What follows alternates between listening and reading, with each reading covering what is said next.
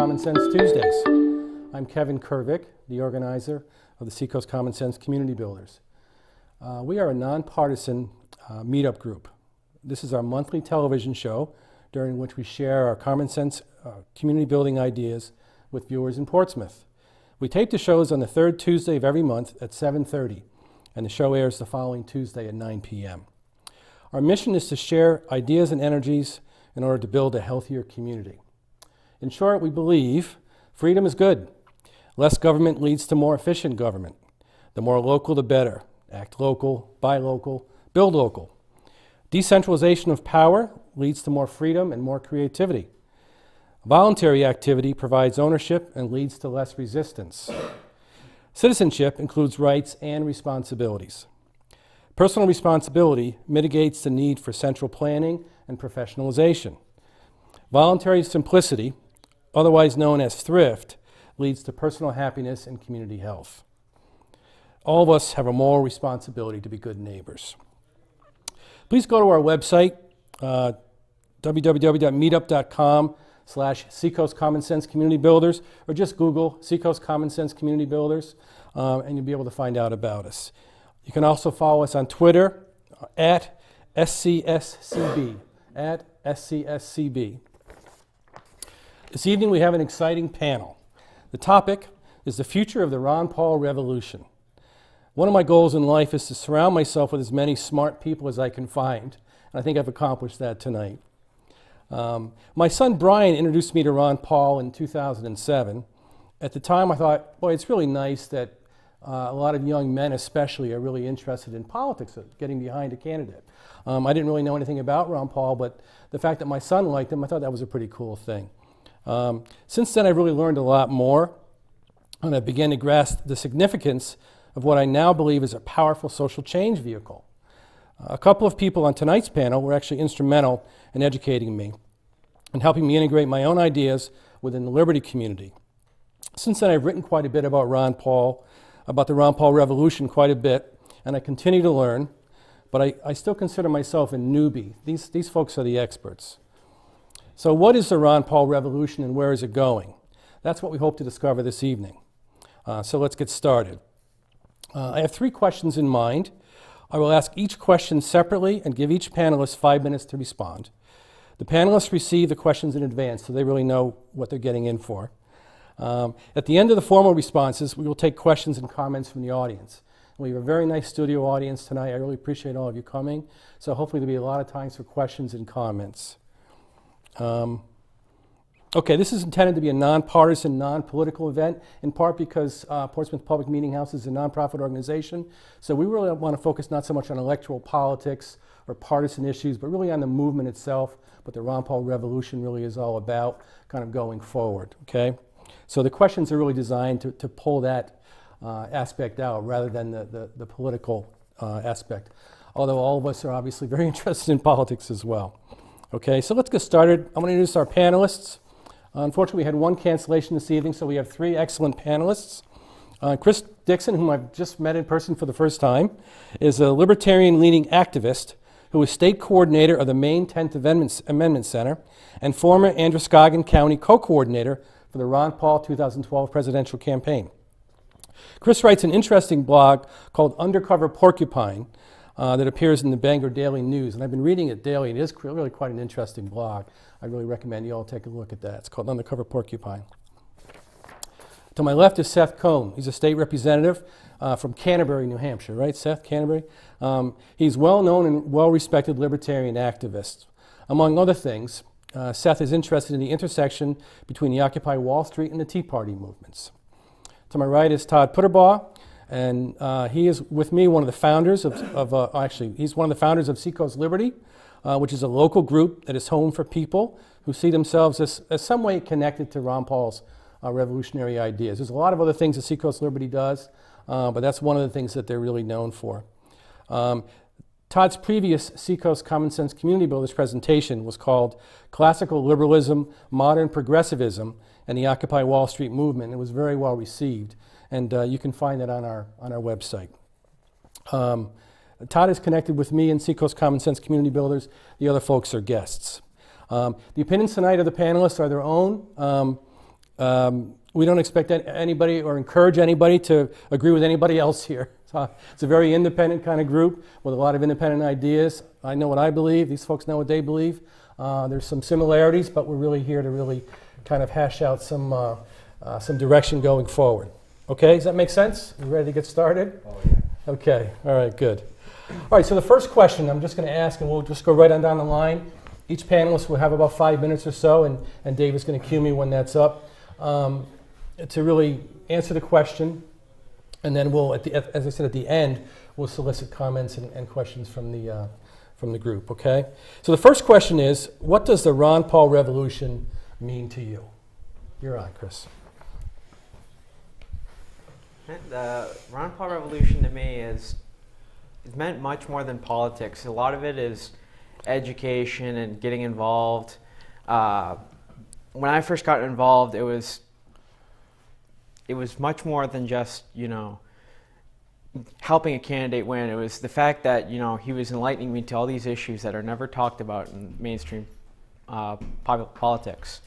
And through that, I've learned to get more involved with the community, learned to get more involved with, government itself. And I see something greater in society that's just much more than helping get a candidate elected or helping advance a political party, but it's more about social awareness, education, and just making the world a better place. Okay. We'll come back around to Seth. Do you want to go? Sure. So, as Kevin said, I'm a state rep, and I spent 2 years in Concord, and I think that a lot of people who spent the last 2 years in Concord were part of the, quote, Ron Paul revolution. So what does it mean to me? Well, number one, it's not about Ron Paul, so it's kind of misnamed. I see Ron Paul as he was a carrier of the flame of liberty at a time when it wasn't popular. And now that other attempts at bigger government have started to show that they don't work, people are looking around, and luckily we've had people like Ron Paul who have kept that flame alive, and it's catching fire again. Ron Paul's generation has never elected a president. So there was sort of a generation in there that was the silent generation. They didn't really get their chance at national politics. And so unfortunately, we don't have a whole lot of role models from that generation. Luckily, Ron Paul got into Congress, stayed around, and lived his principles, and was able to become the honest politician that people were able to say, well, I may not agree with him, but he stands by what he believes. And now young people are starting to wake up and saying, well, wait, maybe there is an alternative. And they see Ron Paul as an icon of that. I think there's a lot of people that are going to try to fill Ron Paul's shoes. That revolution is continuing to grow and change. I don't think Ron Paul was the greatest candidate. I think he had some serious flaws. I used to shake my head at times when I'd watch him give a speech because I didn't think he was the best speech giver. But he became the icon, and so the revolution's named after him. 20 years from now, we may look back and call it something else, but I think he's going to be remembered as the father of the movement in the same way that we consider George Washington to be the father of the American Revolution. There are certainly lots of other people besides George Washington, but he was somebody that definitely took a stand and led the troops, and certainly Ron Paul's done that. I mean, we have people all over the place who have taken stands. Some of them are Republicans, some of them are Libertarians, there's even some Democrats in there. I think it's a very wide mix, and I think the revolution is still finding its footing. I think there's a lot of overlap, as we're going to probably talk about, between Occupy Wall Street and the Tea Party, and I think the Ron Paul revolution is sort of part of that mix that's going to continue to find itself in the next few years. Thanks, Seth. Todd? Well, Kevin, I think I'm going to, your question was, what does it mean to you? Mm-hmm. And so I'm going to kind of take maybe a different tact in terms of a real personal, what does it mean to me personally? And before I can tell you that story, I got to tell you this story, kind of a thing. Back, probably, well, I think some of us are sort of in this libertarian movement. It's more like I was always a libertarian and didn't even know what the name was, So a lot of these things that, libertarian proposes in terms of, a live and let live kind of attitude, I'm not going to bother you, you don't bother me. That's kind of the person I always was and always felt that way. And in terms of government, I took when I was in high school in Ohio, we had to take a U.S. Constitution class. And it was actually pretty good. And it's like, oh, these are the limited powers of the federal government. I'm like, oh, it's nice. They're limited in their power. That sounds like a great idea. And so as I got older and started to see that, oh, well, the government really isn't obeying its own rules, it started to bother me.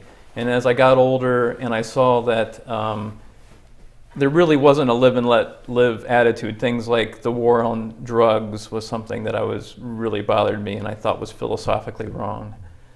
So these things started to bother me. And as we sort of got into like post 9/11 in the Bush years, I really started to see a lot of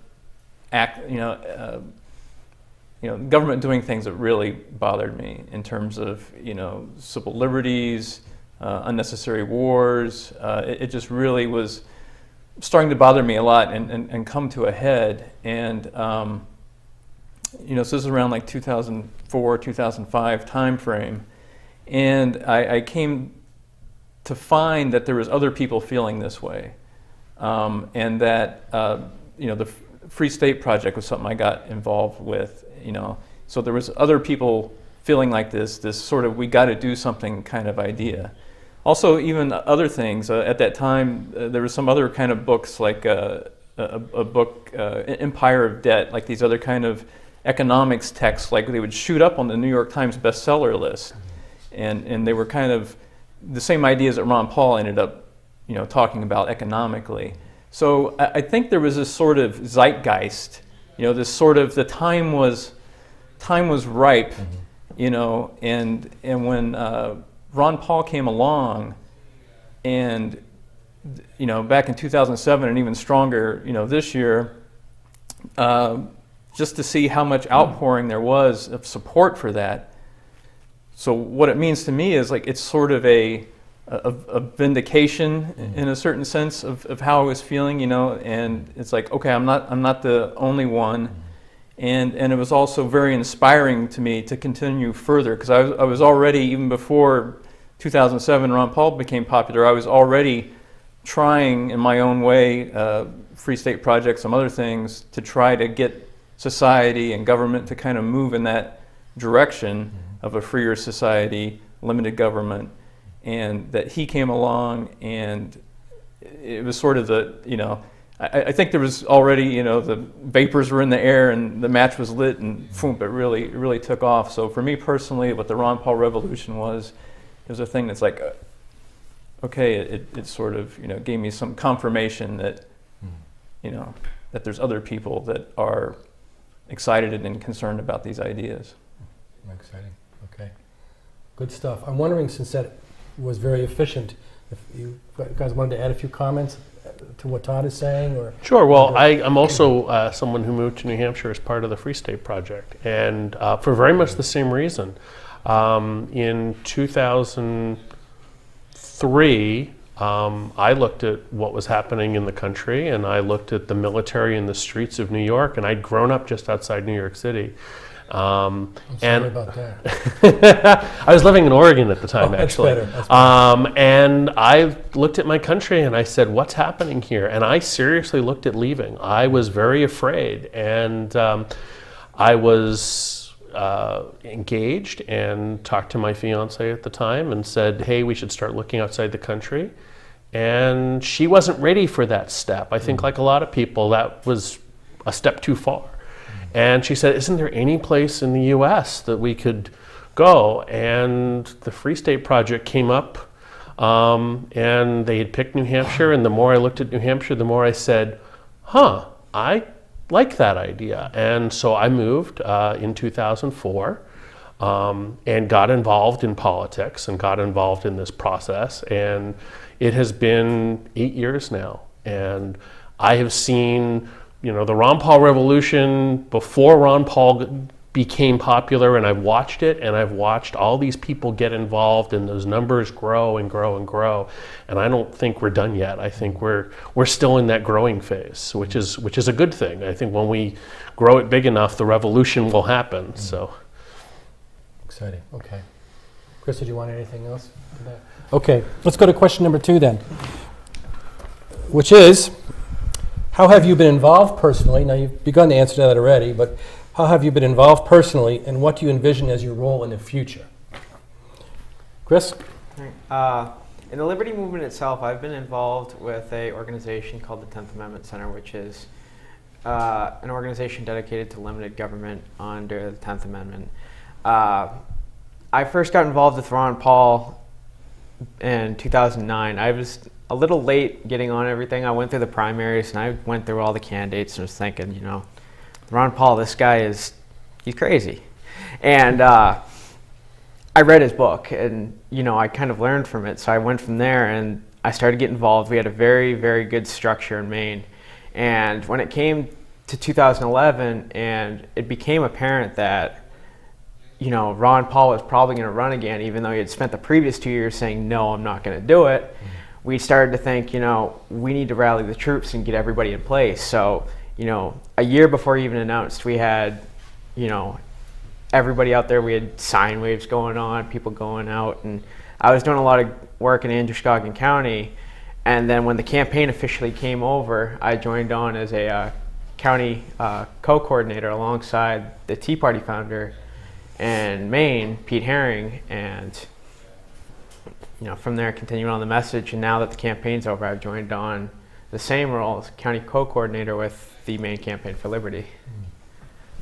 Okay, what's that going to entail going forward? What's Campaign for Liberty going to look like in Maine? How do you see that kind of unfolding? A lot of our focus going on is going to be, you know, education. We've talked about really getting involved and, you know, holding in debates. Going into the legislative session, I know that some of the legislation we're going to look into getting out there is nullification, constitutional carry, and we're going to pick a few core issues, and we're going to really hammer those hard. And, you know, from there, we'll assess going onward. But the legislative session right around the corner, we're really gearing up for getting some really good bills through and help further liberty in Maine. So it's going to maintain a political focus, you think, or is it going to be grassroots? I think it's going to be both. I mean, you really can't do anything without the grassroots. And one thing I've learned from working with, you know, campaigns in the grassroots is, you know, the best campaigns are the healthy balance. I mean, if you have too much control, then it's really difficult to be efficient. But if you don't have any control, I mean, it's kind of like government. What we're doing here, we don't want no government, we don't want too much government, but we want a healthy balance to maintain order, but be able people to do as they wish to further their own pursuits. Yeah, I like that a lot. Okay, and tell us about the 10th Amendment Center a little bit more, because I'm a little bit familiar, but I'd like to hear more about what that is. They're an organization that was founded in 2006 after the Real ID law passed Congress, which created a national system for a driver's license, a bunch of standards. It would have created a debate database. It was a national identification card without actually being one. It was seen as the first step. And a lot of states really stood up and said that they were going to refuse compliance, either on grounds of it's unconstitutional, or a lot of problems. Even Maine had, this is Maine's big problem under the Democratic legislature, was that while it was being imposed on us, the states would have to foot the entire bill for implementation. A lot of people saw an issue with that. And as the 10th Amendment Center started up, all these states started saying no. And we've kind of grown from there and branched off into other different issues. Now we've got draft legislation going for Obamacare, you know, medical marijuana, all kinds of other issues. I mean, you list a bunch of them. We're right there just trying to figure out where we can get out there next and further the message. So you're going to be involved as kind of an organizer and as a writer, kind of going forward? Yeah, the blog is since I started up, has really enabled me to have more of a mainstream outlet for putting that message out there, because before that I was kind of, preaching to the choir with my articles and everything. I mean, the Liberty Movement will read it and everything, but we all know this stuff already. So this is really helping me get out there and create some mainstream discussion, and it's been a lot of positive feedback so far. So Excellent. Yeah, it's a nice blog. Thank Good you. work. Thank you very much. Yeah. Seth, question 2? So, what have I been doing? Well, I got involved in politics in about 2004, 2005, moved to New Hampshire, and tried a lot of different things. I ran for school board. I got involved in the Libertarian Party. And then in 2010, I looked at where things were at in New Hampshire politics and said, okay, I'm going to throw my hat in the ring and run for state rep. And there was a big win for Republicans that year. We had a big, massive supermajority. And so I was able to get elected and actually get some good things passed. The surprising thing was I discovered that I was a massive right-winger, except I wasn't. I probably am one of the most socially liberal people out of the 400 members of the House. And it was really interesting watching the spin that would happen on things, because I would take a stand that I thought was principled and be able to discuss it. And I would find that sometimes I agree with the Republicans and sometimes I agree with the Democrats. But everyone knew where I stood, and I was willing to take a big public stand and stand up for freedom and liberty and the Constitution.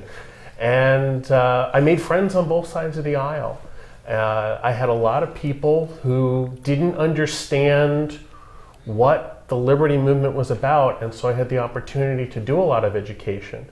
And I built up that bond to both sides. The Democrats knew that there were times I would stand with them against the majority, and there were other times that I would be there with the majority making sure we passed good legislation. So I wasn't partisan in that sense. I was an activist who managed to get elected. But after 2 years, I looked at what I'd gotten done, and there were some good things in there, but there were so many times that I looked at the process and said, it's broken. Money is really a problem. You hear a lot about Citizens United and these things, and New Hampshire actually has one of the best systems of government in the country, bar none, no question. 400 representatives that get paid $200 a year. I mean, we really do have government of the people here. In the Senate, not so much. To run for a state Senate seat is about $100,000. Yeah. And you still only get paid $100 a year. So where is that money coming from? And the answer is, it's the lobbyists. So the more I looked at what was going on and what legislation we tried to get done that hadn't passed, the more I realized that everything you hear about national politics was happening even at the New Hampshire level. So I got really frustrated, and I looked at the choice of running again or stepping outside the system, and a number of things, including the Occupy movement. I got involved in the Occupy movement and started talking to all these people who absolutely were completely different from the liberty crowd as we knew it, who in many ways were saying a lot of the same things. And I realized that there was something there, that there was a common ground that we needed to find, and that being in the State House was not the right thing for me at that time. So I decided I wasn't going to run again. And I've kind of stepped back and I'm reevaluating what exactly I'm going to do. But my goal is to bring forward something new, because I really see that that's the next step, is to find a way to bring the left and the right together in some new way. Because the duocracy that we have, the Republicrats and the Democrats, are not changing the system. They are the system, and it doesn't work, and people are getting more and more frustrated. And I think the Ron Paul revolution is part of that. I think that the people that are showing up are saying something has to change. And sometimes they're not even sure what that change is going to look like yet. They just know we can't continue. So I'm kind of in that same place. I know I want change, and I'm still trying to figure out what that change is going to look like. That's what impressed me about reading your writing and chatting with you online is, so many people are locked into finding differences. And it was clear from your writing that you're really invested in the opposite of finding commonality, across those differences. I think that's what it's going to take to get the United States out of the kind of funk that we're in. So it'll be a real loss for the legislature as well, having you not there. So. Well, I'll continue to be a big mouth outside the legislature, and my goal is I'm going to get back involved in politics, but I want a whole lot of people to be following me. I really want that when I go back to the legislature that there's a wave that says it's time for a change and the people are behind it. Good stuff, Seth. Thanks. Todd, question 2. We're still on question 2, right? Question 2. What was it again? Let me read it again just for the audience. How have you been involved personally, and what do you envision as your role for the future? You talked about the personal part of it already. How do you see yourself being involved in the future? Yeah, well, just, how have I been involved? Well, I think it's because of me that Ron Paul ran for president. I heard that rumor. Yeah. I heard that rumor. So back in early 2007, the first Liberty Forum, so was that January, February 2007? It's a forum here. It's like actually the Free State Project, not to be too Free State centric, I don't really mean to be. That's okay, we'll get into that too. They put on this, it was their first time they did it, Liberty Forum. It was a convention where they had lots of speakers and everything. And it just so happened that Ron Paul was around the forum at that time. But he had just I think he had just formed what's the committee where exploratory committee. And so he was actually at someone's home after this forum, and there were some of us gathered there, like maybe 100 or so people, and talking to Dr. Paul right there. So I was talking to him, sitting next to him, talking to him. He's like deciding, should I run for president or not? And so, like I was saying earlier, to me it felt like, it's like the time is right. There was this sort of feeling, this zeitgeist that he's like, I'll do it, and would it really take off? I'm like, no, I can feel it. I can feel the vibes in the air, you should do it. That's fun. And so, I encouraged him to run then, and he did, and so, so while I was running, I definitely got involved in the campaign thereafter here in New Hampshire in 2007, 2008. Did a lot of campaigning, and because of that, because he was running on the Republican ticket, I also got involved in the local Republican party, just to in particular to help him out in his primary campaign. And after that, I kind of ended up, even though I wasn't a political person before, I had done some activism. I'd done some activism for asset forfeiture laws to try to get those changed and things like that, but nothing really political. And so that was my first exposure to politics. And it turned out, and I think this is unique to New Hampshire, and again, I know you don't want this to be a partisan talk, and I don't feel like I'm really a partisan person necessarily, but it turned out that, the Republican Party here in New Hampshire actually shared, I think, a lot of my ideas, at least enough where there was a good intersection there, and where there wasn't a good intersection, I felt like they were at least willing to tolerate listening to me, and give me a fair shake somewhat. So I sort of stuck with, working with the Republican Party here in New Hampshire. And in the intervening years between 2008, 2010, I would help the candidates, and I would help Democratic candidates as well if I felt like they were, on my side philosophically, but mostly Republican candidates. And some of them endorsed by Dr. Paul. Senator Jim Forsyth, state senator here, was one of the ones endorsed by Dr. Paul. So, so I got involved politically was one thing I did, helping not only the Ron Paul campaign, but people who were inspired, and wanted that same sort of, had that same ideal of government as he does, and did that, for the past 4 years.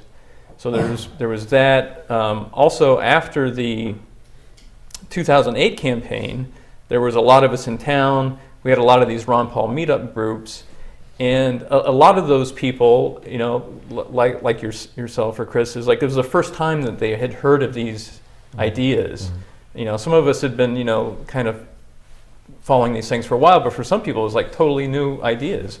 And so some of us, several people in the room here, got together and it's like, well, we want to keep that momentum going, and we also want to keep drawing people in, keep exposing these ideas, to the general public, and do some educating and get people more involved in drawing them in. So we formed the Seacoast Liberty Group, which was meant to be just that, sort of a clearinghouse, where people could, we have regular weekly meetups, a lot of it just, social meetups, sitting around having a beer at one of the local restaurants or pubs, but, a place where people can come, learn about these ideas, discuss these ideas, and that's, borne some fruit. I mean, I think, I don't know, maybe I'm being presumptuous, but, I think, help expose you to some of these ideas or gave you a forum to talk about. You've grown on me is a better way of putting it, yeah. And so, and you're one among many, I like to think. So, so I think it's been successful in that aspect, and it's also served as a way for people to come together and come together as a group, and if for other liberty type things, either sometimes it's political, sometimes it's helping candidates, we'll all get together to help a candidate, sometimes it's for non-political things, educational things, community outreach, so it's a way that people that share that same liberty philosophy can get together and help move that along. Yeah, very good. And what about for the future? How do you see yourself doing more of the same, or do you have some other thoughts about how you might be involved? Yeah, I guess it would be more of the same. I mean, I think we've been, like I said, we've had some success in bringing people, together from the community, educating people, getting more people involved and interested in these kind of ideas. So, but I've grown to, like, Seacoast Common Sense Community Builders is something that that I thought was a great idea, and getting involved in those sort of organizations as well, I think only helps expand these ideas and continues the growth of that movement. Excellent. Okay, so you mentioned the Free State Project. You and Seth mentioned that. And I want you guys to do a little bit of a commercial about that, because I'm relatively new. I've been in New Hampshire for about 3 years. I had heard of the Free State Project, but I really didn't know anything about it. And since I've been here, I've learned a lot more. I think there's some misconceptions out there about it. Oh, yeah. There's a lot of positive energy about it, but then there's some kind of boogeyman stuff happening with it that I think is that the television audience might benefit from hearing a little bit more about. So why don't you do a little bit of a description of it? I'll let Seth go. He was involved earlier than I was. Sure. So the Free State Project is a really simple idea.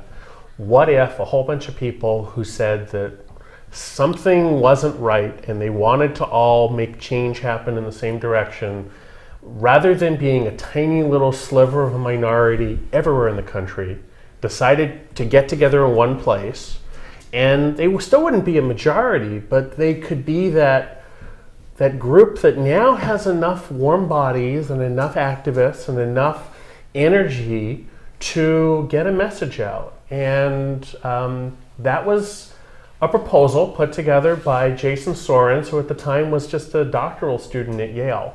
And he put it out there in 2001. And suddenly, because of the internet, it took off. All these people said, what a great idea. Where are we going to do it? And so they started talking about where, and they came up with a list of different states, and they held a vote, and they said New Hampshire. And then there were a bunch of people who said, New Hampshire? No, I'm not going there. And other people said, I'll check it out. So in late 2003, people started moving. And the funny thing is that we discovered that we weren't as off as people thought, because people had been moving to New Hampshire for years. There have been people who moved in the 70s and the 80s and the 90s for exactly the same reason, because they said there's something about New Hampshire that is that live free or die mentality. So we discovered that we weren't pioneers, that if anything, the pioneers were already there, and one of the reasons that we were moving was because they had been here all along. And so we continuously find that people like yourself say, well, I didn't know about the Free State Project, but I guess I'm a Free Stater. So the funny thing is that I've started to say we're all Free Staters now, because really the idea of smaller limited government, of local control, of being personally responsible. It's not this crazy, radical, wacky idea. There have been people who have been talking about that since New Hampshire was founded. And that's one of the few things that New Hampshire has kept that every other state has lost. We still have town meetings, we still have 400 state reps. We've kept government accountable, and we've kept it small, to the frustration of some people and to the joy of others, but it's stayed alive here. And so the reason the Free State Project has been successful is not because of the 1,000 people who moved, because out of the 20,000 that were supposed to move, only about 1,000 something have moved. It's because of all the people who were already here who said, reinforcements, there's more of us. And that has reawoken the liberty movement in New Hampshire, which never really went away, but it was getting worn down. It was getting worn down in a way that everywhere else in the country, it's almost dead. And that ember is one of the things that I think is coming back to life with the Ron Paul revolution. But in New Hampshire, it's the strongest. And so the Free State Project is one description of that same energy. It's just a different focus. It's the bus.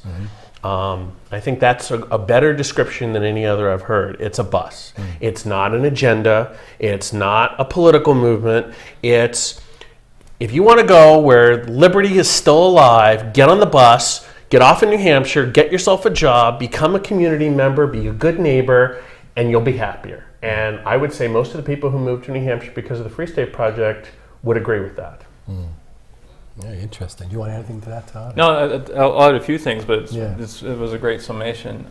Yeah. I think just to emphasize a few things that actually Seth already said was, first of all, I never felt it was espousing any sort of radical ideas. To me, the idea that there should be some limit to the sphere of government is common sense. I mean, because otherwise the converse of that statement is that government should be all powerful and omnipotent, and be in your life in every way. So that there should be some limit, to me, is not a radical notion, and really it's the founding philosophy of this country. To me, that philosophy, the philosophy of the Free State Project, is just the classical liberal philosophy that this country was really founded on. Sure. The other point Seth made that I want to reiterate is that it's not the Free State Project. The people who don't agree with that philosophy, that classical liberal philosophy, like to paint the Free State Project as some sort of conspiracy. An invading force. An invading force and a conspiracy, and that we're all taking orders from Jason Sorens. He's like our eminent archon or grand poobah or something, and that we're all listening and taking orders from some hierarchy or something. But that's not the case at all. All the Free State Project is effectively, for the participants, it's a pledge you sign that says that basically you believe that there's some limit to government. It says what those limits should be, basically protection of life and property, and that you're going to move to New Hampshire and try, in whatever way you think is best, to whatever degree you want to do it, advance a society where that is the function of government, that it's limited and its function is to protect your life, liberty, and property. So there's no there's no group aspect to it. There's no coordinated, Libertarians can't do anything in a group anyway. Right. And the interesting thing is you look at the Free Staters who've been elected, and somehow, they say, the Free Staters took over the State House. Well, out of 400 reps, in 2010, there were a dozen of us. In 2008, there were 4. Even just looking at those who've gotten elected in both of those years, they didn't all vote the same. There are times that they voted on opposite sides of issues. So even among a very small group, we couldn't even get 12 people to all always agree on things. I have a feeling that that's just going to continue. I think that it's going to become more and more obvious that Free Stater doesn't mean you think a certain way. It means you're willing to think differently. One of the things I'm really proud of is that I got really good relationships with quite a number of Democrats who sometimes begrudgingly, sometimes openly would go, well, when we talk about those right-wingers, we're not talking about the Free Staters. They've been really good legislators.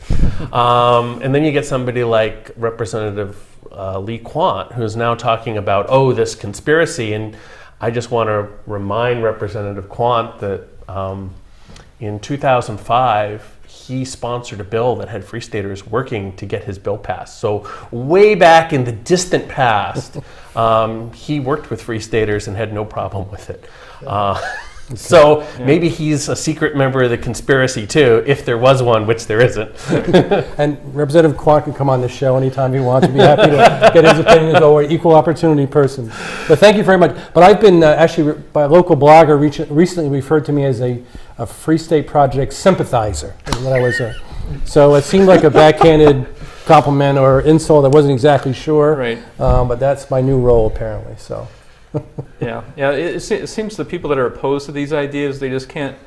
I think there are people that tend to think as a collective anyway. So they think that if you're not part of some collective organization, or they think because they are that you are as well. So they don't really understand the idea that all these people are acting independently. And I think it's sort of they get wrapped around in circles sometimes where people like you or other state reps, they think, oh, he's a closet Free Stater or something, just because it's a person who has sort of these classical liberal ideas, they think that makes you a Free Stater, which maybe goes back to what Seth was saying, that, okay, we're all free. I guess if you believe in limited government, you live in New Hampshire, I guess that makes you a Free Stater, or at least people who don't believe in those ideas will certainly label you as such. A sympathizer, or a closet Free Stater, But okay. It's like Seth said, when my family and I moved here, we just moved here to, basically the first thing is we moved here to be good neighbors.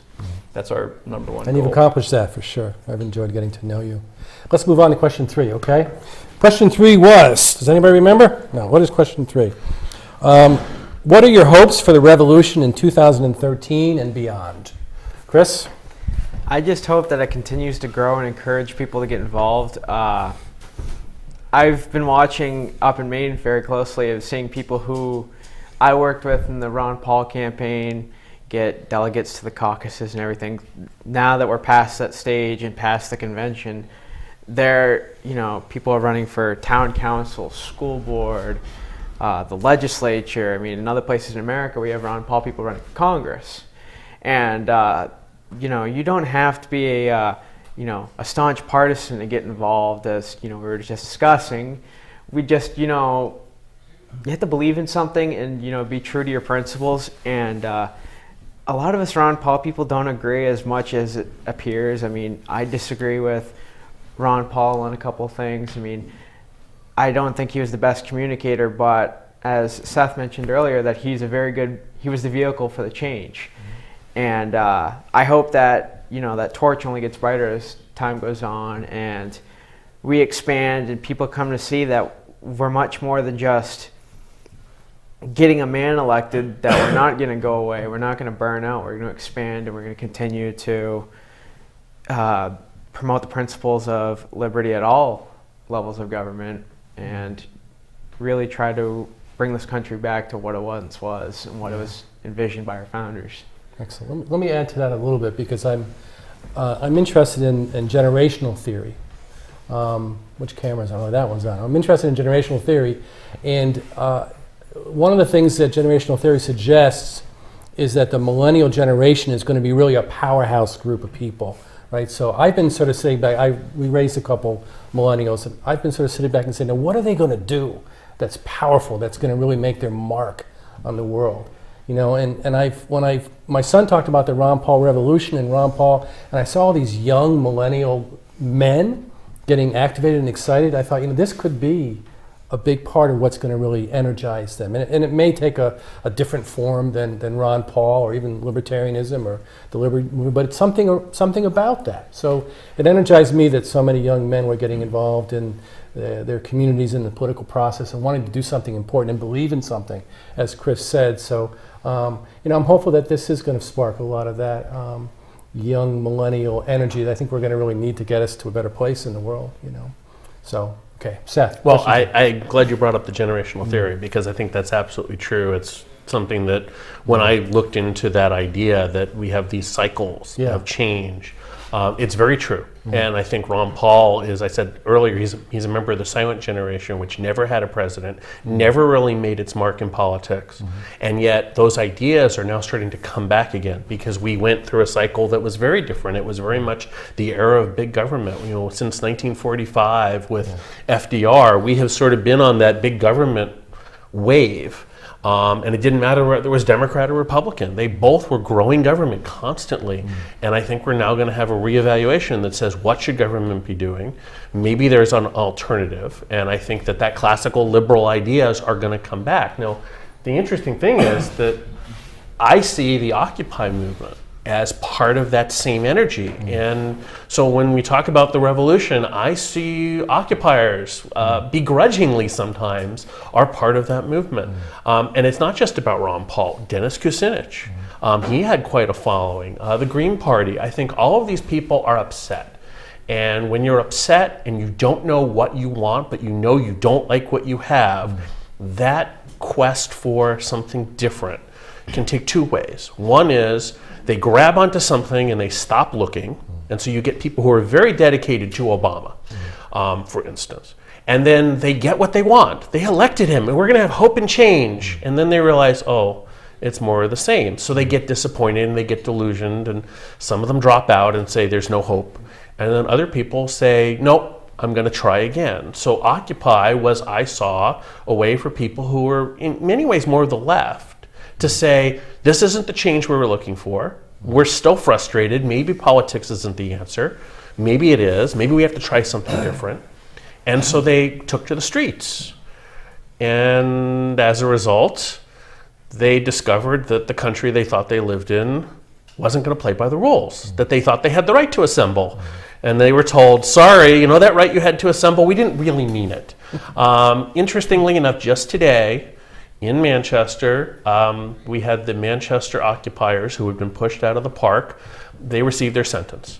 And so some of them got fines, and 5 of them who had refused to leave and were arrested were sentenced to 30 days in jail. No, I'm sorry, 90 days and 3 months.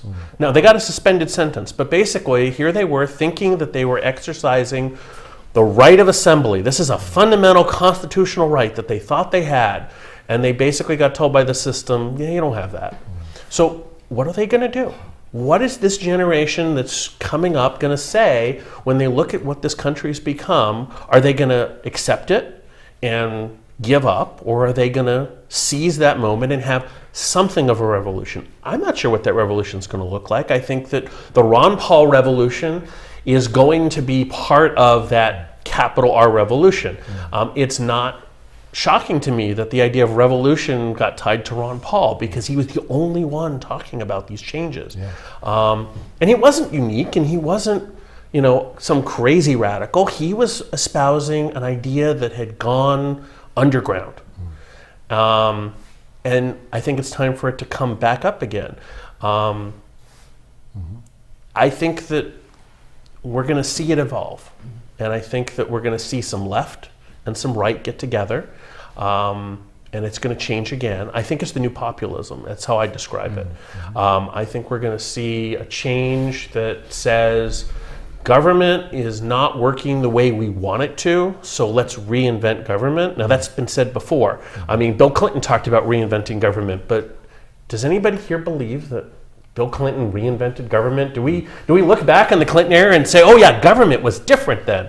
We see it as it talked a great game, but it didn't actually change anything. So I'm hoping that 2013 continues this idea of real change, and that change has to come from the grassroots because it's not going to come from the top. We know that. Yeah, that's very inspiring. Just jumping off of that, we're seeing our role at Seacoast Common Sense Community Builders as potentially a way to harness that kind of populist energy that's out there in a very nonpartisan, independent way, and use that energy to really build a stronger, a better community. So that's really what our focus is going to be for 2013 and beyond. And one of the areas we see that concretely happening is in the localism movement. the buy local, be local, act local movement. It's an area where I find a lot of simpatico with people that are consider themselves progressives and libertarians. There's a sense that we've really got to get away from nationalism, national top-down priorities, and do things on a more local level. So our next presentation next month is going to be on why localism works. So for the television audience, you might want to tune in for that. We're going to really talk about what it is about this whole local concept that works better than sort of larger economies of scale. So it should be an interesting talk. Okay, Todd, I think you're up for the final part. Yeah, my hope for the future. I have two children. I have a wife and two children, two sons, 13 and 15. And part of what motivates me is my concern for their future. And I think this, a world built on these classical liberal ideas, I think, is not only the most moral, because it respects everyone's basic humanity, basic rights, it respects equality among people. So it's the most moral, but I also think it leads to the most prosperous society and the greater happiness for everyone in general, and it leads everyone to be able to fulfill their lives the way that they want to. So that's what I want for my children. I want them to live in a free and prosperous society where everyone can do their own thing and fulfill their own potentials. And I think the way to do that is through these classical liberal ideas. Now, as far as how do we get from here to there and in the future, I think it's kind of catching fire. Because if you think back, before classical liberalism came along, back before 1800, let's say, or the mid-1750s, the world was a very different place. You couldn't have whatever job you wanted to have. You were told by the serf system was you were told where to live, you were told what job to have. You couldn't move around freely. You had to tip your hat to the right guy when he came by on his horse, or you'd be flogged. You could own other people as chattel slaves. I mean, all these things that in today's world we sort of take for granted, that that's just so obviously morally wrong, that you can't have the job you want, or that slavery is so obviously morally wrong. But it wasn't up until these classical liberal ideas came along. And once those came along, it seemed like they caught fire, especially here in the United States, in Europe. After the Enlightenment kind of led to these classical liberal revolution. And in a very short span of time, slavery was gone. Here in the United States, we had a war. I'm not sure we needed it to get rid of slavery, but in other parts of the world, they got rid of slavery without wars. And and we built the most prosperous society that the world has ever seen in a relatively short period of time. And back then, the classical liberal ideas, those were the cool kids, right? I mean, those were the forward-thinking, the progressive ideas, where these people thought, no, slavery is wrong. We should get rid of that. No, all men are created equal. All laws should apply equally to everyone. And people, I think they could feel in their heart that, okay, I'm on the right side of history, believing these ideas. And once people hear these things, I think they think like, that's it. That's the right way to go. And I think, like Seth said, those ideas have kind of gone underground for a while. Now they're resurfacing. And as far as the millennial generation, I think they're hearing these ideas, and I think they're listening to them, and they realize in their hearts and their minds that that's the right side of history to be on. And I think these young people, I think as a young person, that's what you're looking for. I think you're looking for some sort of inspiration, something bigger than yourself, and something that you can believe in and that you feel in your heart's right, and that that you can put your energy into, and it's doing the right thing. And I think the time is ripe, and it's come around, and these ideas that improve the world so much in such a short period of time, a few hundred years ago. And really, we still live in a society, for all its faults, that's still the result of this classical liberal revolution. We've kind of drifted away from that, in the past, since 1912 or so. But short 100 years. yeah, short 100 years we've drifted away, but I think we're starting to realize the folly of that. I think some of it we're going to have no choice but to, because I think a lot of the ways we've drifted away from that have been based on economic fallacies that just aren't going to be able to sustain anymore, and that we'll be forced to change our ways for some things. So for the future, yeah, I just want to keep the spark alive, keep these ideas out there, because I think once people hear them, especially young people hear them and understand them, they realize this is the morally right thing, this is the right side of history, and this is the side I want to be on. Excellent, excellent. That's very inspiring. Yeah, one of the things that my progressive friends will often say to me, or even people that are more kind of contemporary sort of conservatives, is, what's this Ron Paul thing? I mean, you know, it's an election and he lost and the other guys won, and so get over it, move on. And what I try to say to them, what I've learned from folks since I've been really energized by this whole thing, is it's what you're saying. It's much bigger than an election or anything. It captures a lot of foundational, you know, seminal, righteous ideas, and that are coming together at the right place and right time, and are going to be world changing going forward. I'm convinced of that, you know, and that's why I wanted to host this panel today, really to really pull that out a little bit more. It's really big stuff. It's way bigger than politics. It's way bigger than one person. You know, one person. We put Ron Paul in the title today because he's been the kind of carrier of the movement. But there's some really, really big ideas here that are just really profound. Well, I think you could call it the internet revolution. There's a great book that I recommend. I read it a number of years ago, called The Victorian Internet. And it's about the idea that a telegraph changed the world, because suddenly you could pass information across the country in a span of hours. And really the internet is just the telegraph made faster and faster and faster. And you look at all the revolutions that we've had in just our lifetime, all the way up to the Arab Spring and all of these things. And they all have this idea of information gets out there more and more and more and more. And the Ron Paul revolution absolutely happens online. That's the thing, is I think anybody you talk to would say, well, those Ron Paulers are all online. They're not real, only they are real. The thing is that they are very active online. And the reason they're active online is because they're communicating. And they're not getting their message through the mainstream media. And I think that the internet's not going away. And those ideas are going to continue to spread. And so that's the virus. That's how, you know, you said that, well, you got exposed to those ideas. I think that that's the core piece here. It's you get exposed to an idea and you have to mull it over and you think about it. And eventually you go, yeah, that does make sense. I'm on the right side. And that doesn't go away. It doesn't, oh, I lost that election. Oh, well, I must be wrong. It's, we're going to come back. We're going to continue. I think that's a nonpartisan thing. I know Democrats and Republicans who consider themselves to be pro-liberty. And I know in the next election, people on both sides who are going to get elected. And I think that the misnomer is, oh, this is a Republican revolution, is going to become more and more false. So. Okay, really good. Okay, so we have about 30 minutes left or so, is that right? Okay, so time for you guys. So we have a microphone in the middle, so why don't you take the microphone, because you won't be on the television show unless you do. So either step up to the mic or we can pass it around.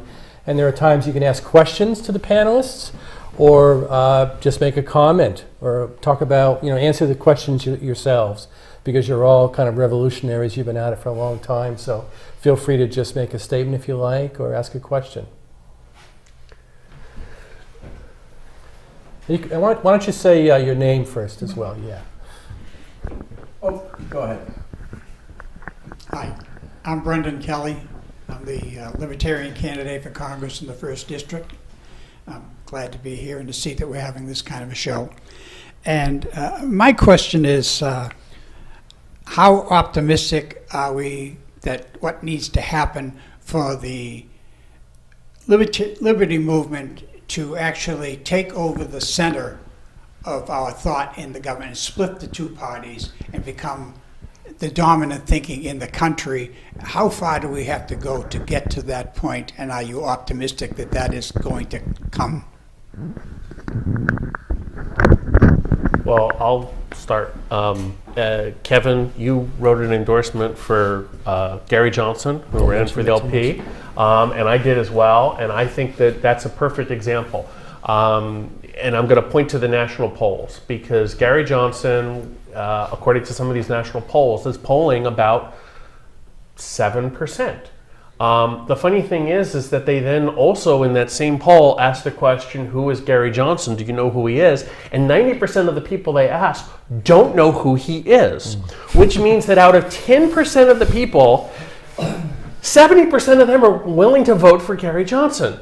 So I look at that and I go, well, that means if the other 90% learned who he was, would 70% of them be interested? So I think what we have is, again, that idea of information. If we spread that information so that 90% of the American people learn that there's an alternative to the left and the right that's the center, in a different way than they're used to hearing. You know, because everybody says, oh, well, we need to come to the center, but the center that they've heard is sort of this interesting compromise. It's not really the center. It's the worst of both parties, not the best of both parties. The libertarians are better on the issues of the left when it comes to personal freedoms, and they're better on the issues of the right when it comes to fiscal issues. And when people learn that, they go, oh, well, I think I've always been a libertarian, but I was always told I had to pick choice A or choice B. Well, it's not vanilla or chocolate. There's more flavors. You know, there's green, there's libertarian, there's all these varieties. But we in this country have said, no, you have a choice of A or B and nothing else. And I think that information is getting out there now. And I think that it's the internet, and it's the, you know, I grew up and we had 3 networks. And then we, you know, maybe we had a 4th one. PBS was, you know, kind of in there, but basically it was 3 networks. And now it's not 57 channels, it's unlimited channels. It's, you want to do a television show, you come and you do a television show, and it goes on the internet. And that's the change. And the resistance that we're seeing to expressing alternative points of view, they can't stop it. Yeah. Go ahead, Todd. I have a slightly different take on that. Well, first of all, I think just because of mathematical reasons, in a winner-take-all type elections, it always tends that you're going to have like just 2 parties. It'll kind of always devolve into 2 parties. But I think the way to get this kind of society we want is so that, because right now both those parties to me are just slightly different flavors of the same big government oligarchy party, right? But it wasn't always that way. You know, again, going back to the sort of the classical liberal roots of this country, at one time, all the political parties in the country were just different flavors of that classical liberal idea, because it seemed like that was so intuitive to everyone at the country at the time. So as long as we have these winner-take-all type elections, we might not ever get rid of a duopoly of political parties. But what I would like to do is see our ideas grow and become so popular and become so ingrained and become so much the norm that both parties will just be different flavors of the Libertarian Party. Okay. That's optimistic, yeah. My spin is that, and the reason that I endorsed Gary Johnson was really for symbolic reasons. I wanted to go on record as saying, I don't like that other stuff, you know, and there's something potential that's different out there. So I did it for that reason. I think I teach sociology. We talk about groupthink a lot. And I think, you know, there's a sort of a media-controlled herd groupthink out there that locks us into the party system or the oligarchy or whatever the sort of system is. And it changes when enough people just make conscious decisions to do something different. So if you have kind of a cult and one person says, I'm not with you guys anymore, it starts to break apart. So if enough people just start breaking away from the herd eventually will fragment, and there'll be a whole bunch of new herds popping up out there. So I just want to encourage more people to just make decisions to just step outside the herd. You know, and that's how I think it could change. Chris, did you want anything to that? Yeah, I think a lot of the battle too, when it comes to advancing liberty to the center and getting it through the 2-party duopoly, a lot of it is fought before the ballot box. I mean, what it's going to come down to is, you know, Gary Johnson would get maybe, you know, 5-7% of the vote. because of the media blackout, Virgil Good and a couple other people will sort of be back there a little bit, and they'll look at it and say, where was all these Ron Paul people that were all over America that were to do something? And, if you're looking at it purely on that, then yeah, we're not winning. But you look at it across America, and, there's Ron Paul people in the Democratic Party, there's Ron Paul people in the Republican Party, and they've taken over state party chairmanships, they've taken over state committees, and we're sort of getting in there. And the key to it is just sticking for the long haul, because the establishment isn't going to back away, and we can't get disillusioned when we lose one battle. It's a war. We've got to stay in it. We've got to stick to it. I've had some Ron Paul people in Maine just drop out after we lost the nomination and say, well, they rigged the game, we lost, see you later. And it's what would happen at the American Revolution if you lost one battle and they just said, let's go home, we lost. I mean, we wouldn't be where we are today. And it's going to be an uphill battle. It is, and we've seen that already. But if we stick to it, I'm seriously optimistic after everything I've seen so far that we will be victorious. That's inspiring too. Okay. Do we have another question? Yeah, I'm just wondering. Say who you are first, Dave. Pardon? Say who you are first, Dave. Oh, Dave Van Wyk. I say the Dave and the Van because it slides together, that's why. Hold it up there. But in any case, I was just wondering if we become more and more solidified dependents, what are the chances libertarianism is going to be able to bring those people back to freedom?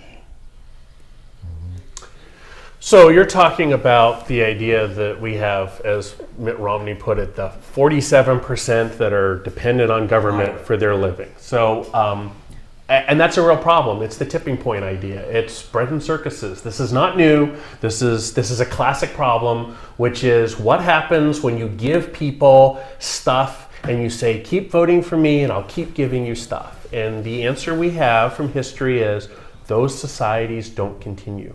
Because at some point the treasury runs dry and there's no more money to pay for things, and then what happens? Well, the bread and circuses go away and people get upset and there's a revolution. So I don't see it as so much of a problem because it's self-fulfilling. If we end up with too many people that are on the public dole for whatever reason, or too many people that say, I was going to start a business, but it's too hard, and so I'm going to drop out, and I'm going to become one of those 47, and then it goes to 50, and then it keeps growing. At some point, society will say, we can't afford it. And that's economics. And that, I think, is one of the reasons that the Ron Paul crowd is so focused on economics. And unfortunately, we as a country have decided that economics is not something we teach our kids. They don't not only learn how to balance a checkbook anymore, frequently they don't understand how money works, they don't understand how a business is run, and so we have a whole lot of economic illiterates that get told by politicians, vote for me and you won't have to keep thinking about that stuff. You won't ever have to think about that stuff. And so it's a self-fulfilling problem. But at some point, the checkbook has to be balanced, and that's when they go, oh, okay, what am I going to do now? And in our country, imagine what would happen, and we did talk about this in this country very recently, if all of those Social Security checks didn't come in the mail. And the answer was, we can't have that happen. We can't have government shut down. But we came this close to it. Well, I think we're going to keep hitting that this close. If we don't back off from that problem, we're eventually going to have that day where that does happen. And that'll be the day the revolution happens. Mm-hmm. It's going to happen unless we step back from that cliff and say, we can't write checks we can't afford to have. We can't have big government that we'll let our great-grandchildren pay for. At some point, the banker falls apart. The bank is insolvent. I mean, it's the old problem of, what was the movie with Jimmy Stewart? It's a Wonderful Life. It's a Wonderful Life. It's a Wonderful Life, and eventually there's a run on the banks, and people go, and what happens at the end of that movie? They go, well, it's okay. We're going to start our community over. It'll be okay. The local community people go, we'll bail it out. But at a national level, what happened? The bailouts didn't work because it has to happen on a local level, which comes back to the idea of localism. I think we're going to head back to localism whether we like it or not. I think so. So call me Jimmy Stewart. Yeah, I think, Dave, I think I'll make a quick point. I think we're stronger with that plea when we include in the 47% corporate welfare and the military welfare, because people hear that and they say, oh, you're down on poor people. But no, the money is going to these massive corporations, these rich people, on the form of a lot of different kinds of welfare. That 47% is getting higher, but it includes all of those groups in that number. So, I'm sorry, but I interrupted you. A follow-up question. I agree with all that you've said, but I'm thinking specifically of healthcare. If it happens in the next 4 years that it becomes solidified, I just don't see a path to getting people back thinking about freedom from government. I think that at that point, or I worry, I should say, I worry that at that point, people aren't going to be willing to look to anything else. They're just going to keep asking, as they have in other countries, we want more medical care, we got to figure out how to do this, the government's got to do it. Well, I actually worked in the medical industry, and I watched as the health information privacy, I don't know, something, whatever it was. And we said, oh, medical information is really important for privacy. Let's pass absolute groundbreaking reform and change everything. And then I watched as doctors left the field. They said, you're making it too hard to be a doctor. I'm going to get out of it. I watched as the entire medical industry had to throw out all of its computer software and start over. Now, everyone who's been to the doctors in the last 10 years, what happens? You go in, and the first thing you have to do before you see a doctor is sign a piece of paper that waives your rights under that act. So we passed something that we then said, yeah, we really can't function with it, but it was a huge change to the industry. So you know what I think will happen is if we see the healthcare regulations get stronger and stronger, it's not going to matter that we're supposedly covering everybody. There's going to be less doctors because doctors are going to leave the field. And then what's going to happen is they're going to say, well, we need to boost education because we need more doctors. And then they're going to say, but there aren't enough people with strong grades. Well, let's lower the standards. And so it's a self-fulfilling problem where medical care is going to get worse. Now, that's a hard thing for most people to understand, but it's an economic principle that's absolutely solid. That if we fund it the way we're talking about, we're going to make healthcare worse. Dr. Paul understands that he's one of the few people who, as a doctor, should be listened to, and he's not. And so I actually don't worry about the healthcare revolution as changing it forever, because I think that revolution is going to drive people back to the Ron Paul revolution, because they're going to go, yeah, it's not doing the things that we wanted it to. It's actually worse. It's going to turn healthcare into being like at the DMV. And when that happens, when people are waiting in worse lines than they're waiting in now, you bet they're going to go, what alternative is there? And that's where the Ron Paul revolution people are going to be going, we told you so. We've been telling you this for years. Are you willing to listen now? And some of those people are going to go, all right, explain it to me again. And they're going to start to listen, and we're going to come back to that new revolution. So I'm actually not worried about it. I think that it's going to help, if anything. So that 5 minutes? Okay. We have time for another? Yeah, I'm Dan Davis. I live in Kensington. As a native New Hampshire citizen, I want to say that, like Kevin, I am a sympathizer for the Free State Project, and I also want to. The first time I heard about the Free State Project was on, I think it was on New Hampshire Public Radio, a talk show. I think the organizer was on, and it was amazing to me because people would call up and says, we can't let these people in. I mean, look what they're going to do to our government. And it's like, people that want freedom are such a threat to the whole system. But one thing that is concerning is when I read letters to the editor, I often see Tea Party and Free Staters put in a group together as radical anti-government people. And I just want to know how you guys feel about the prospects in this upcoming election at the state level. Do you foresee a backlash against what was done by the mostly Republican, so-called legislature? Or how do you find things might be, if you can offer a suggestion? Yeah. Todd, do you want to take a shot at that? Because I know Seth has some opinions about it. 'Cause you shared them before. I did. I shared them before. So I don't know, actually, to tell you the truth.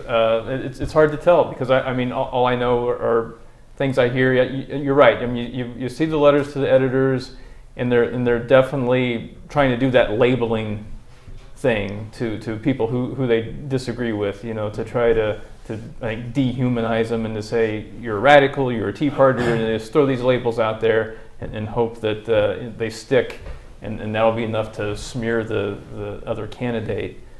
So you see a lot of that, and so it makes you wonder, well, is that just the politically active people on the opposition side who are trying their best to smear people, or is that like actually indicative of some broader underlying feeling in the general population?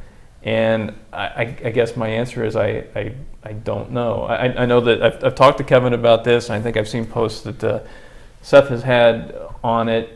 So I think I'll defer to you guys. I don't have a good feeling for it myself. Yeah. I can't decide if all this chatter you see on editors, letters to the editor and everything is real, or if it's just the political class trying to score points. Yeah, okay. Once you back clean up on this, sure. Chris, why don't you say, you're from Maine, but do you have a sense of what's happening in Maine as far as the sort of Tea Party backlash? Tea Party The Tea Party dynamic in Maine is kind of interesting because it's kind of, I don't want to say disintegrated, but it's weakened over the last year because a lot of it was dominantly Republican. And when the primaries came on, it kind of divided. You had the Herman Cain people, the Ron Paul people, and everything, and everybody just kind of like pointed at each other and said, "You're crazy," and nobody wanted to work with each other. So it's kind of split apart. So I mean, this election in Maine is going to be hard to predict because there's still some remnants of the Tea Party. We've got the Ron Paul people who are surging, and nobody knows how they're going to vote. I mean, they could go in any one of 1,000 different directions. So I mean, it's very difficult to predict how things are going to go from here. I mean, the only prediction I'm really willing to make in Maine right now is that the LP could seriously make a run at getting 5% of the vote, which would make them a state-recognized party under qualifying ballot access laws, which would be huge for the liberty movement because it would create more competition for the two parties, because the Green Party, the only third party that's recognized, is really not doing much. Okay. Seth, what do you think? I'm actually going to go out on a limb here and say that with the 2010 having put in a Republican supermajority, that the political class, and I do think most of the letters you're seeing are the political class, I think that that's going to work. I think that it's going to swing back to the center. I think we're going to see 2 years of a lot of milquetoast legislators that are not willing to make any waves. And I think that the country as a whole, regardless of who gets elected at the national level, we're going to see a continuing slide down the wrong path. I think that's what's going to happen. I do think that the Ron Paul revolution is going to gain speed and it's going to come back. So 2 years from now, I think you're going to see a huge swing pro-liberty. 4 years from now, I think you're going to see a bigger swing. I think we need it to, it's an energy thing. And we had the pendulum has swung one way, and I think it's going to come back to the middle, and then it's going to swing again. And the question is it going to swing pro-liberty or anti-liberty? That remains to be seen, and it's a lot depending on who defines it. It won't be Ron Paul defining the Ron Paul revolution. It's going to be the grassroots. Okay. Time for another question or comment? Well, nationally, do you see Rand Paul, despite all of the negatives that some people attribute to him, do you see him as emerging or not? Just in a personal opinion. Personal opinion, I think he's made himself an interesting figure. He's doing for the Senate what his father did in the House. He's willing to take a stand. And it's smaller numbers. There's only 100 senators versus 500 congressmen, so he's got a little bit bigger bully pulpit. I wouldn't make any prediction for him 4 years from now. I think that we're going to see new faces. I think we're going to see a lot of new faces over the next few years. I think that the millennial generation is starting to grow up. They're starting to get politically active. I come from Generation X.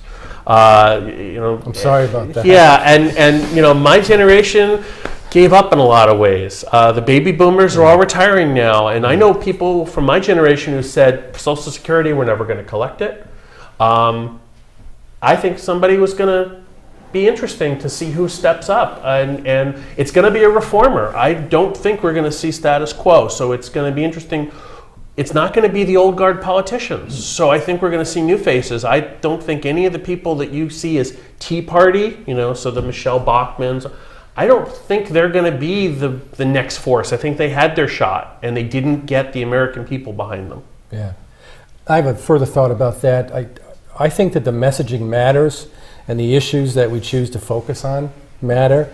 I sometimes get in trouble with my more kind of liberty-leaning friends on this. I think if we pick some hot-button issues and go full bore after those things, the backlash is going to be greater. Because, I live in Portsmouth, and the first thing somebody, they're all about those guns, and they're all about abortion, they're all, people, the hot-button issues really create a bigger backlash. So especially the messaging around those issues, I think really matters, and I think that the liberty movement would be really wise to be, to be confident and bold, but also respectful in how they talk about, various, especially hot-button issues. It could really put the movement back, I think, and I think the Tea Party movement, to some extent, jumped on some kind of hot-button issues that maybe weren't central to the movement, and it might have, created some of that backlash you're talking about. So, and this comes back to my core issue, which is common ground. Yeah. That if you pick a polarized issue, and it doesn't matter whether it's the death penalty or abortion or any of these things where people have moral strongholds that you're not going to change them anyway, that those are the issues that cause backlash. When you find the things that you can get most people to agree on, and you move forward with those, you don't get that backlash. And so that's why I think the common ground, the solid base, it's still being built. I think the Republicans in New Hampshire missed that. And that's one of the reasons I think it's going to backlash. It's because of those issues where they pick the wrong side. Yeah, I think so too. And we want Seacoast Common Sense Community Builders to be about, trying to find some of those common ground issues that we can kind of, agree about and agree to disagree on some other things. And I think I think style and messaging really does matter a lot.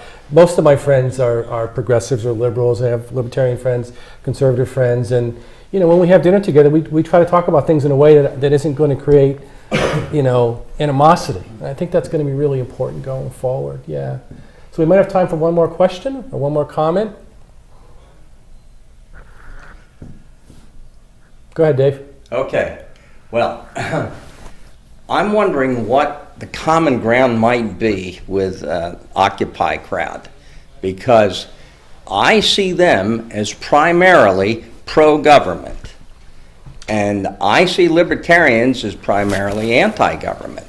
So it does seem like there's a huge conflict there, and I have tried to engage some occupiers, and it's been difficult. Well, I'll take a shot at that because I actually looked at this issue. I got involved with the occupiers, and I will tell you the things I found for common ground are things that you're going to nod your head and say you agree on. Transparency, that whatever government we have should not be happening in back rooms. It should be open to the public at every single level. That we shouldn't have these deals that they come out from the smoke-filled rooms and go, this is what we're going to do. That it gets people involved and we have it all happen in public. I can tell you another issue that you're going to agree on is anti-war. That's one that I don't see the occupiers as being pro-war. I see them as being very anti-war, and yet for some reason when Obama got elected, all the anti-war movement, the air got let out because they said, he's going to take us out of wars. He's a Nobel Peace Prize winner, and we're now in more wars than ever before. So these are issues I do see common ground on, and it doesn't matter whether they think government is a solution or you think government's not the problem. These are issues that we all agree on, that if we're going to have government, it should be transparent, that it shouldn't be making wars around the world. that really people should be responsible for themselves is probably a pretty core idea that we could argue over the details, but I don't think people essentially want dependency. I think people want people to be able to stand up and be independent individuals and have equal chances to do things. I think that's a common ground. We could argue over the details, but I think that's something we can all come together on. That people do. We don't want to create a society of babies. We want to create a society of people. And so it's worth talking about the details on that. I think also crony capitalism, corporatism. Yes, I think you're going to absolutely. find among the Liberty folks and the Occupy folks, you're going to find a lot of that. Maybe with the sort of traditional Republicans, maybe a little bit more resistance to that, especially when you talk about investment banks. The sort of big oligarchy kind of banks, there might be some resistance from some of those folks. But I think you're going to find a lot of agreement around crony capitalism. I know when I talk about that issue, that's the area that most people kind of nod their head, oh yeah, we don't like that either, kind of. And I think there's a recognition from a deficit spending standpoint, from a fairness, from an anti-liberty standpoint, that it's really just problematic. Yeah. Anybody else want to add anything to that? We got maybe a couple minutes to go. Yeah. One issue I found a lot of common ground on too with the occupiers is the Federal Reserve. I know in Maine that I've really spoken up to them, and a lot of them see issue because a lot of them are anti-banker, and that's one of their big kicks. And the Federal Reserve is a private banking cartel which has been bailing out foreign banks. And from a liberty standpoint, we largely oppose it on the grounds of transparency, and it makes no fiscal sense. So, I mean, that's one issue that when I talk to occupiers, I bring it to them and say, our whole economy, we want it better. We want to get back to work. We want to have our children inherit something better than we inherited. And the foundation of an economy is the currency. And in our system, it's being printed. There's no foundation, there's no backing. So we need to fix that. We need to audit the Federal Reserve, find out what they're doing, and then get rid of it and replace it with something more solid that we were given in the beginning. Okay, with that, we're going to need to probably wind it down. So I want to thank everybody for coming. It was a great audience. Thank the panelists for doing such a great job. I'm really inspired. I want to encourage you to contact me if you'd like to be on the show. If you have an idea for a future show, we'd love to entertain divergent viewpoints, any other viewpoints. It's really exciting for us to do it. And please tune in next month for our conversation on localism, which I think you'll really enjoy. Thank you very much for watching.